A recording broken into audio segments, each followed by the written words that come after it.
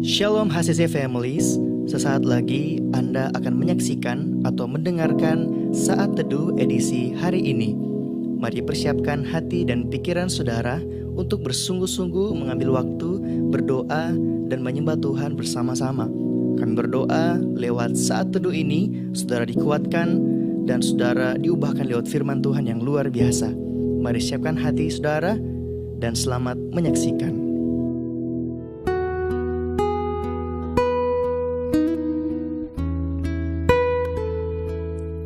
Bapa yang baik, Bapa yang setia,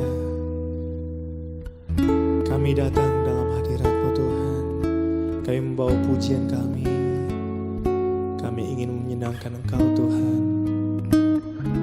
Sebab kami tahu Tuhan, kami tidak dapat hidup tanpa-Mu Tuhan.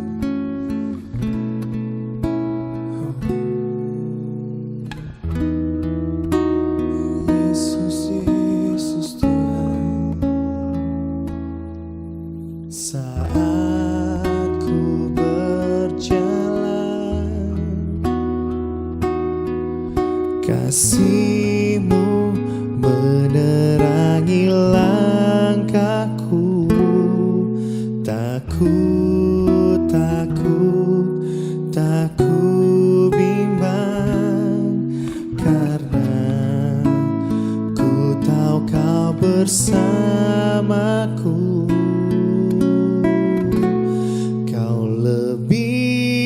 Tahu yang terbaik bagiku, Kau lebih sanggup pulihkan hidupku. Ku berserah, ku percaya, hanya Yesus penolong yang setia.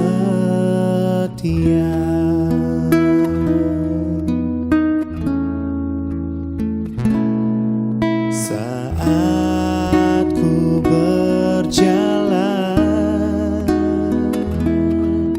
kasih-Mu menerangi langkahku.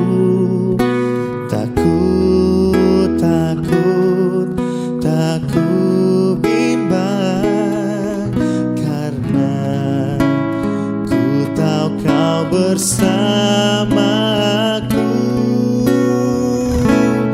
Kau lebih tahu yang terbaik bagiku. Kau lebih sanggup pulihkan hidupku. Ku berserah, ku percaya, hanya Yesus penolong yang setia.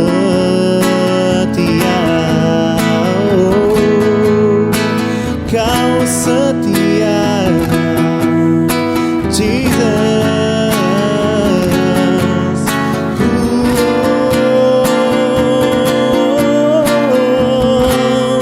Kau lebih tahu yang terbaik bagiku.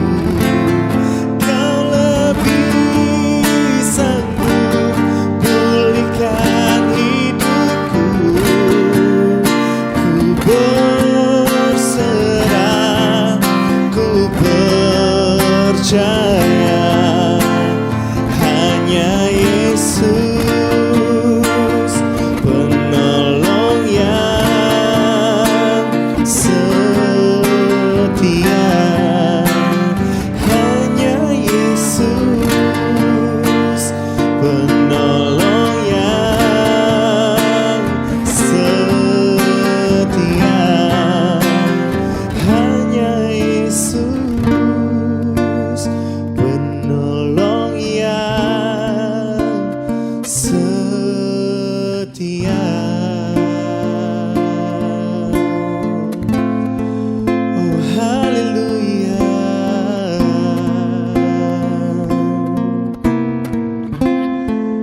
Kau penolong kami yang setia.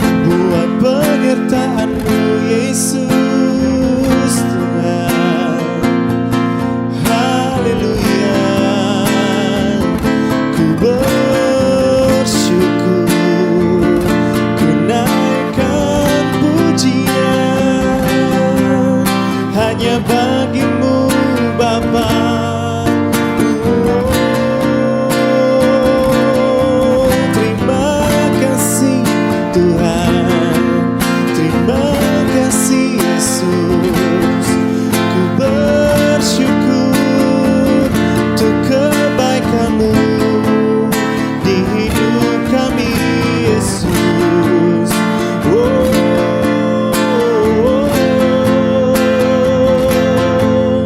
Haleluya, haleluya. Kau yang sanggup menolong kami, Kau tak pernah tinggalkan kami, Tuhan.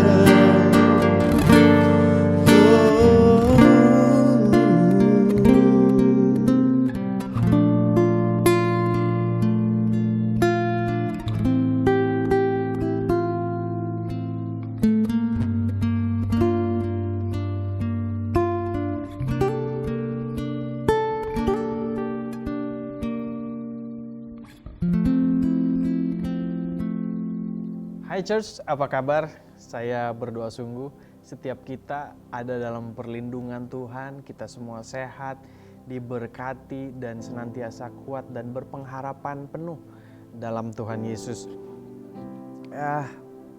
Kita semua tahu, bagi kita orang percaya salib merupakan kebanggaan secara pribadi. Mungkin banyak orang yang di luar sana yang tidak mengenal Tuhan. Mereka merendahkan arti salib, makna salib. Bahkan banyak tokoh-tokoh agama lain yang merendahkan salib ini yang kita banggakan. Mungkin orang berkata, kalau memang dia Tuhan, kenapa dia nggak turun dari salib? Kalau memang dia adalah Tuhan, kenapa dia perlu disalibkan? Tuhan Yesus sudah merendahkan dirinya menjadi manusia agar dia bisa terkoneksi sama kita semua. Kepada manusia, dia membagikan kasih-Nya. Karena disaliblah Allah menunjukkan kasih-Nya kepada dunia dengan mengaruniakan anaknya yang tunggal, yaitu Yesus Kristus, untuk menyelamatkan umatnya dari dosa. Mari kita baca firman Tuhan dari Injil Yohanes 3 ayat 16. Ayat yang sangat viral sekali, kita semua tahu. Karena begitu besar kasih Allah akan dunia ini, sehingga Ia telah mengaruniakan anaknya yang tunggal, supaya setiap orang yang percaya kepadanya tidak binasa, melainkan beroleh hidup yang kekal. Tuhan mengaruniakan anaknya yang tunggal supaya kita memperoleh hidup yang kekal. Mungkin kita di dunia ini hanya sementara dan kita akan mendapatkan kekekalan di sorga kelak. Meskipun bagi sebagian orang yang belum mengenal Kristus, salib hanyalah lambang kebodohan dan kutukan bagi setiap mereka yang tidak mengenal Kristus. Tapi bagi saya dan saudara yang percaya kepada Tuhan Yesus, salib adalah kebanggaan terbesar. Karena disaliblah Tuhan Yesus memberikan kemenangan bagi setiap kita yang terikat, yang terbelenggu, dan yang dikurung oleh penjara dosa. 1 Korintus 1 ayat 18 berkata, sebab pemberitaan tentang salib memang adalah kebodohan bagi mereka yang akan binasa. Tetapi bagi kita yang diselamatkan, pemberitaan itu adalah kekuatan Allah. Jadi Bapak Ibu Saudara, ketika kita memberitakan salib Yesus, kita memberitakan kebenaran firman Tuhan, kita sedang mendapatkan kekuatan dari Tuhan. Karena kekuatan kita adalah firman Tuhan. Dan firman Tuhan adalah Tuhan itu sendiri. Amin. Bagi Rasul Paulus, salib adalah kebanggaan juga. Galatia 6 ayat 14 berkata demikian. Tetapi aku sekali-kali tidak mau bermegah, katanya, selain di dalam salib Tuhan kita, Yesus Kristus. Sebab olehnya dunia telah disalibkan bagiku dan aku bagi dunia. Rasul Paulus menganggap dia tidak bisa bermegah dengan apa pencapaian yang dia miliki, apa yang dia punya, tapi dia dapat memiliki satu kebanggaan di dalam salib Tuhan Yesus. Terlihat pada saat Rasul Paulus menganggap apa yang ia tahu selama ini merupakan sampah pada saat ia mengenal Yesus. Semua yang kumiliki aku anggap sampah. Paulus bilang, mari kita baca apa yang Rasul Paulus perkatakan di Filipi 3 ayat 5 sampai 8. Firman Tuhan demikian. Filipi 3 ayat 5 sampai 8. Disunat pada hari ke-8 dari bangsa Israel, dari suku Benyamin, orang Ibrani asli, tentang pendirian terhadap hukum Taurat. Aku orang Farisi. Tentang kegiatan aku penganiayaan jemaat, tentang kebenaran dalam mentaati hukum Taurat, aku tidak bercacat. Tetapi apa yang dahulu merupakan keuntungan bagiku. Perhatikan, Paulus menganggap apa yang merupakan keuntungan bagi Rasul Paulus saat itu, sekarang kuanggap rugi karena Kristus. Malahan segala sesuatu yang kuanggap rugi karena pengenalan akan Kristus Yesus Tuhanku lebih mulia daripada semuanya. Oleh karena dialah aku telah melepaskan semuanya itu dan menganggapnya sampah supaya aku memperoleh Kristus. Apa yang dahulu merupakan keuntungan bagi Rasul Paulus, dia menganggapnya sebagai sampah supaya dia memperoleh Kristus Yesus dalam kehidupan pribadinya. Jelas sekali Paulus punya pandangan yang berbeda sebelum mengenal Kristus dan sudah mengenal Kristus. Amin. Bagi Paulus suatu kebanggaan terbesar bisa mengenal Kristus sehingga ia berkata dalam Filipi 1 ayat ke-21 berkata, karena bagiku hidup adalah Kristus dan mati adalah keuntungan. Ini adalah ayat yang sangat viral sekali. Karena bagiku hidup adalah Kristus dan mati adalah keuntungan. Saya mau menerapkan seperti ini. Apakah saudara menganggap pengenalan akan Kristus merupakan kebanggaan terbesar dalam hidup? Atau saudara menganggap kekayaan, harta, jabatan, pangkat, kesuksesan, dan kekuasaan, mobil mewah, rumah tingkat 2, tingkat 6, tingkat 26, apapun itu yang saudara miliki, apakah itu yang menjadi kebanggaan terbesar saudara? Saya harap tidak. Kalau memang segala sesuatu harta yang saudara miliki saat ini, saudara menganggapnya sebagai kebanggaan terbesar, saya mau berkata, bertobatlah. Bertobatlah dan belajar dari Paulus yang menganggap yang dahulu merupakan keuntungan bagi Paulus, hari ini dia anggap sampah. Tidak ada yang salah ketika kita dipercayakan untuk memiliki mobil mewah, rumah tingkat 6, 16, terserah. Tapi jangan menjadikan apa yang Tuhan berikan sebagai kebanggaan terbesar. Tapi marilah kita jadikan Sang Pemberi menjadi kebanggaan terbesar kita.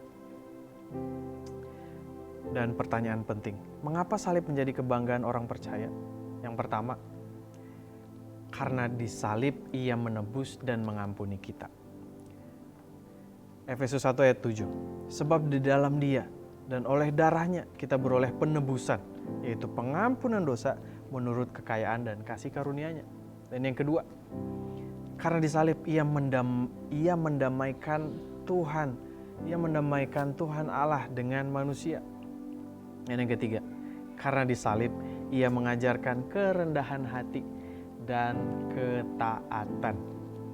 Filipi 2 ayat 6-7 berkata, yang walaupun dalam rupa Allah tidak menganggap kesetaraan dengan Allah itu sebagai milik yang harus dipertahankan, melainkan telah mengosokkan dirinya sendiri dan mengambil rupa seorang hamba dan menjadi sama dengan manusia. Jadi dari 3 penjelasan di atas jelas menunjukkan bahwa kita bangga memiliki Tuhan Yesus yang rela mati bagi semua umat manusia. Dan pertanyaannya, adakah alasan untuk tidak bangga terhadap salib? Apakah kita tidak bangga terhadap salib? Mari, ingat, salib bukanlah kebodohan dan penghinaan, tapi salib adalah kebanggaan kita semua orang yang percaya kepada Tuhan Yesus. Tuhan Yesus memberkati kita semua. Shalom. Terima kasih Anda telah menyaksikan Worship from Home edisi Saat Teduh. Kami berdoa saudara diberkati dan dikuatkan lewat edisi Saat Teduh kali ini. Sampai berjumpa di konten online Worship from Home berikutnya. Tuhan Yesus memberkati.